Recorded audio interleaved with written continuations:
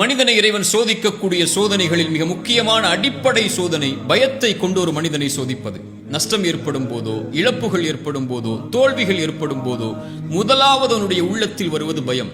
அந்த பயத்தை எதிர்கொள்ள முடியாமல் தான் அவன் பாவங்களை நோக்கி சென்று ஏதாவது ஒரு வழியில் தப்பிக்க வேண்டும் என்று முயன்று அவன் தன்னை நஷ்டத்தில் ஆட்படுத்திக் கொள்கிறான். மீண்டும் இறைத்தூதர் ஸல்லல்லாஹு அலைஹி வஸல்லம் சொன்னார்கள், ஷைத்தான் 3 வழிகளில் இறை நம்பிக்கை கொண்டவனை பயமுறுத்துவான். இறை மார்க்கத்தை ஏற்றுக்கொள்ளும் போது வந்து சொல்லுவான், தந்தையின் மார்க்கத்தை விட்டு முன்னோர்களின் வழியை விட்டு செல்கிறாய் என்று பயமுறுத்துவான். இறைவனுடைய வழியில் இறைவனை வணங்கக்கூடிய மக்கள் இருக்கக்கூடிய ஊரை நோக்கி ஹிஜ்ரத்தை மேற்கொள்ளும் போது வந்து சொல்லுவான், உன் ஊரை விட்டு செல்வத்தை விட்டு பிரிந்து செல்கிறாயா என்று பயமுறுத்துவான்.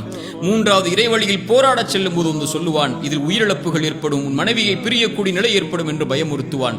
இந்த 3 பயத்தையும் உடைத்தெறிந்து யார் இறை வழியில் போராடி மரணிக்கிறாரோ அவருக்கு சொர்க்கத்தை இறைவன் கட்டாயமாக்குகிறான் என்று இறைத்தூதர் ஸல்லல்லாஹு அலைஹி வஸல்லம் சொன்னார்கள். சோதனைகளின் போது, கஷ்டங்களின் போது, இருள்களின் போது ஏற்படக்கூடிய பயம்தான் ஒரு மனிதனை நிலை தடுமாறச் செய்கிறது.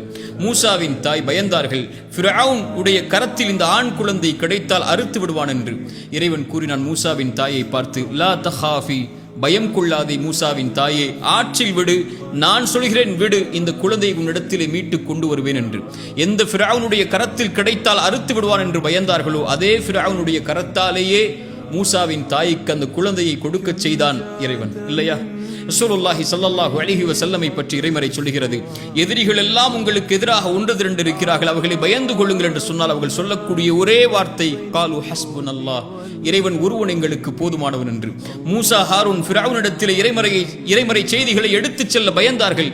இறைவன் சொன்னான், லா தஹாஃபா, பயம் கொள்ளாதீர்கள் மூசா ஹாரூன், உங்களோடு கேட்பவனாக பார்ப்பவனாக இறைவன் இருக்கிறான் எடுத்து சொன்னார்கள். ஆனால் ஒன்றை மறந்து விடாதீர்கள், அதுதான் நம்முடைய வாழ்வில் ஏற்படக்கூடிய பயத்திற்கும் மருந்து. ஒலா தனியா ஃபி திக்ரி, என் நினைவிலிருந்து விலகி விடாதீர்கள் ஒரு காலம். என்னை பயப்படுங்கள், இந்த உலகமெல்லாம் உங்களை பயப்படும். என்னை பயப்படாமல் உலக காரியங்களையும் வஸ்துக்களையும் எதிர்காலத்தையும் நஷ்டங்களையும் இழப்புகளையும் பயந்து கொண்டிருந்தால், என்னை மறந்து விட்டால் உங்களுடைய வாழ்வு முழுக்க இருளாலேயே சூடப்படும். இறைவனை பயப்படுபவர்களுக்கு எல்லா வழிகளும் எளிதாகும், இறைவனை மறப்பவர்களுக்கு எல்லா வழிகளும் இறுக்கமாகும்.